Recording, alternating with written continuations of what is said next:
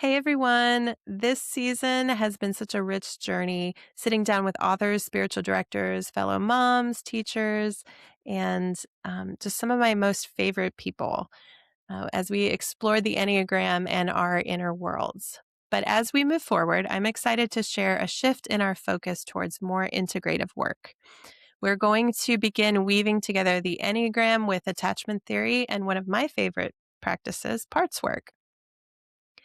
Whether you know it as IFS, ego states therapy, or simply inner child work, the goal isn't to make things more complex or to get really clinical with any of this, but actually make it quite simple. We want you to just notice, name, and nurture the parts of you that are self protective, the parts that are working hard for belonging, and the parts that you've hidden away. I also want to share an update regarding Tamra. So many of you know that we have done podcasts together all through fall of 2025 and leaning into 2026. She did a few episodes with me, but her art business is thriving and she has just responsibilities as a mom that is just um, taking her away from this project. So we continue to spend time together and we're great friends, but her capacity to do the podcast and continue to um, work on coaching at this moment are kind of on pause.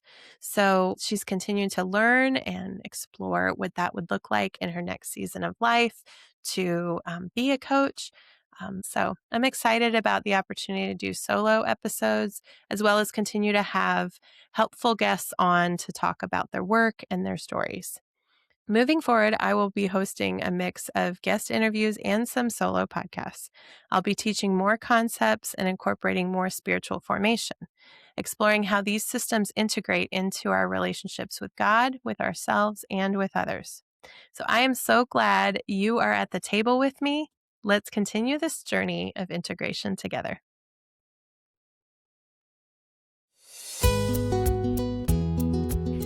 Welcome to Transforming Us podcast. I'm Jess. And I'm Tamra. We're trauma-informed relationship coaches and old friends here to discuss common patterns and what leads us to paths of security. You know, people are feeling overwhelmed and disconnected in their painful relationships, which often leads to mental health crises. We want to share some new ideas and practices to help you cultivate curiosity, compassion, and to redeem the patterns in your relationships, starting with yourself. Join us on this journey of transforming us. Grab a cup of coffee and let's dive in. Hey friends, welcome back to Transforming Us podcast. So today we want to talk about the beginning of our series on parts work. So kind of the multifacetedness of our souls and what makes us us. So we have a combination of old self patterns and who God made us to be and who we were kind of told we shouldn't be. There's a lot of layers there, and I think it's worth exploring with Enneagram and attachment. So we'll be introducing internal landscape and the journey from self-protection to being. So parts work, or sometimes called internal family systems, which is a very specific model that's used in therapy, which I just want to preface, I am not a therapist. I've not been officially trained in internal family systems or a specific model of parts work. This is my attempt to be curious about the different Enneagram types and ask good questions so that if you are working with a therapist or if you are a therapist, to just wonder what some of these parts might actually look like for each Enneagram type. Not that it's a canned, this is what it looks like for each person, but just wonder, does this fit for you? So this is for educational purposes only. So when we bring up the topic of parts work, it's this realization that we're just not like one personality, but that there is a collection of almost subpersonalities or parts within ourself. So each part has an origin, and this origin could be like a younger version of you that stepped up to handle a moment that felt too big, too scary, or too lonely. These are not voices in your head. They are more ego states that form to ensure your survival when you didn't have maybe an adult aware of what resources you might need, or maybe they weren't attuned, or you didn't have the words to articulate how you were feeling, so they couldn't attune. So have you ever noticed that you react to small stressors with a level of intensity that doesn't really match the situation? I think it happens to all of us. So these are our protective parts. They're rising up to say, no, no, don't do that to me. I don't deserve that, or just defending. They come to our aid, right? So do you ever feel like there's a committee inside your head sort of arguing different versions of what you should do next? Like you might feel like something's very understandable on one side, but then the other side, you're like, no, that's not fair. I shouldn't be treated that way. And they both equally feel like valid parts of you. I think we need to notice that we have different subpersonalities going on. So when I talk about containing parts, I think about these parts of us that want to try to be good, responsible, or successful. Each number has those. There are also hidden voices that are not often heard. They're kind of the parts of us that we decided should not be allowed. Maybe they're locked in the basement, or they're not allowed at the table, and their voices aren't heard. Somewhere beneath all the parts actually lives a secure whole self. And I believe this is the self of you that God created. So this version of you that doesn't have self-protection, it doesn't have to work for love, and it doesn't have to hide. It's the only part of you capable of truly being. When we are rooted in God's love, like we talked about in the last episode, this true self can sprout and grow into maturity, becoming security. This is calm, curious, and compassionate you. It doesn't react out of fear. It responds out of love and presence. Marilyn Vansell writes in her book, Self to Lose, Self-Defined, about an acorn and its hard outer seed coat. This is what she calls our adaptive self. It was necessary and needed adaptation for the seed to stay safe until it was time for the coat to split open and become rooted, and the seed to become rooted. I want to use her same metaphor, but I want to expand upon it just a little bit, because the more I've grown in my imagination for Enneagram, attachment, parts work, I feel like there's another aspect other than just the seed coat. So the American chestnut tree, I have 3 beautiful trees in my neighborhood that I've gotten to watch the life cycle over the years. And the interesting thing is, the first thing I noticed was how prickly the burrs around the seed coat were, that when I would go on walks and they'd be scattered all over the road, that if I was wearing flip-flops or something, I would easily get poked. Like, they weren't cute. They were very prickly and kind of annoying. And so I noticed that these prickly burrs covered up these very beautiful, almost mahogany colored chestnut seeds. There was usually 3 or 4 inside each contained burr. And one day, I think it was about 1.5 years ago, my awareness that this is like the journey of the spiritual life, or the journey of becoming who we really are. That at the right time, eventually this burr, it becomes unnecessary. It's time for the seed to be planted in the ground. And so the burr kind of dries out and it splits open, and the seeds fall to the ground, and the ones that are not eaten by deer in my neighborhood will take root. And it all made sense to me, just that we are the same. We have, as small children, what starts out as actually a very soft, harmless burr eventually becomes hardened and way more prickly. And then the seeds grow within this burr for a while, for months. And then eventually, like I said, they'll split open. So there's the prickly parts, there's the containing parts, and then there's the hidden seeds inside. So the prickly burr, these are the reactive spikes. We feel judged. Maybe the bird deploys anger or defensiveness to keep people at a distance. The containing coat. This is our hardworking, earning parts. This is the tough shell that represents our work, like what we are to do. And each number has their own job. The performance and perfectionism that we use to stay indispensable, correct, good, successful.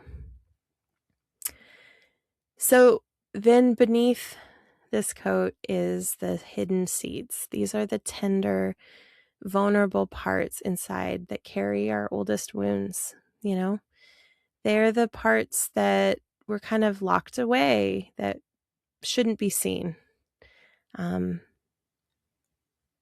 We somehow felt like being this part of us might be dangerous, or it might not help us. But yet they are part of us, and they do need to be allowed. So integrating the best parts of us without fear, without judgment, without concern for what others think, that's the work. For me, as an Enneagram 4, I noticed that my prickly reactive parts are over emotionalizing or maybe withdrawing in relationships that I feel like are getting hurtful or complicated. My containing parts are the parts that need to be seen as special and unique, or maybe creative or deep, almost poetic. And then I have these parts that were never welcome, like anger and assertiveness. I tend to be a more sensitive soul. And I think that there were messages growing up that being angry and asserting my voice, it was bad or wrong, or it wasn't allowed. And although my parents loved me and they did absolutely everything they could to raise me in the way that they thought that I should go, they had their own parts, their own voices, their own journey that influenced the way that they allowed or disallowed anger.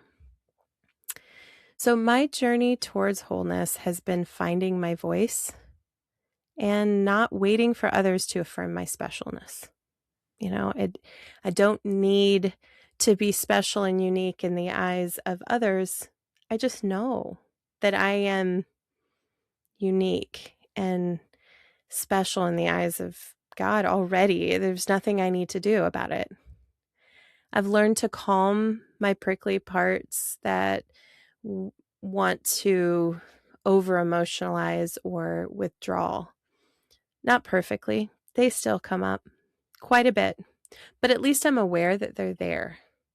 And I know that they're not necessarily needed because I have a secure whole self that can help me. Okay. And so as we talk about this idea of parts work, I also want to give credit to those that I have learned from, such as Dr. Richard Swartz, who's the author of No Bad Parts. He says the self is not something we have to build or develop. It's beneath the surface of our parts, simply covered, waiting to be released. And then also Dr. Allison Cook, who's author of Boundaries for Your Soul, she defines parts as the different emotional, psychological, and spiritual aspects of a person's inner life. She also approaches these parts through the lens of compassion, viewing them as often attempting to protect us, even when they act in dysfunction or ways that might be viewed as sin. So having a kindness towards our parts is also essential. Sarah Baldwin is also one of people I've learned from in her course, You Make Sense. She talks about our nervous system responses always make sense given our history, and so do our parts. They always had very helpful jobs when we were kids. And as adults, we can operate from our whole self, kind of getting into the driver's seat, she says, of our own experience versus that divided parts self. So we adapt. We use what we need until we have more adult resources to help us feel calm and grounded. So I love in Romans 7:15 through 23, Paul talks about an internal struggle. Paul talks about hating what he does because he doesn't do what he wants to do, but the parts are at war within himself, and he's kind of just groaning about this reality that he's got inner divisiveness, and we all do, right? So what does it look like to honor the reality of the parts that are there and know, yes, I do have sin. I do have things that are not there of God's design, but that maybe if I could stop trying to be in control and stop trying to make my own worth and allow God to make me whole and to come into my present moment and to equip me with security and presence so that I can not be reacting from these younger childhood places, but that I can take the hand of my Creator and know that I'm okay. I think I would love to leave you with some questions. When do you feel criticized? What does your protector part usually do to keep people at a distance? Which hardworking part of you is the most exhausted from trying to earn approval or be right about everything? What is one hidden part of your younger self that you've been afraid to let anyone see? Maybe as a child, you were so creative or so sensitive, and then you learned that's going to get you beat up. And so let's toughen up and let's not let anyone know how we truly feel. Maybe your emotions, just your emotional self is a part of you that hasn't been welcome for a long time. As you reflect on the diverse committee living within you, remember that every prickly reaction and every hardworking part to be good began as a necessary adaptation to keep your younger self safe. These parts are not enemies to be silenced, but ego states that served you when you lacked the adult resources you have now. By rooting yourself in the deep, calm, true, self-designed love of God, you can begin to lead these parts with compassion rather than reacting out of fear. Thank you for joining me for our first of the series on parts work, and we will have one on attachment and parts work next time, and then after that, Enneagram and parts work. May you be aware and open to everything that comes to you today, welcoming it all for your transformation.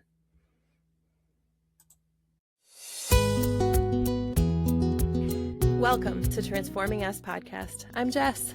And I'm Tamara. We're trauma-informed relationship coaches and old friends here to discuss common patterns and what leads us to paths of security.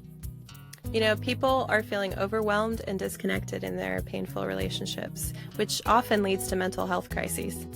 We want to share some new ideas and practices to help you cultivate curiosity, compassion, and to redeem the patterns in your relationships, starting with yourself. Join us on this journey of transforming us. Grab a cup of coffee and let's dive in.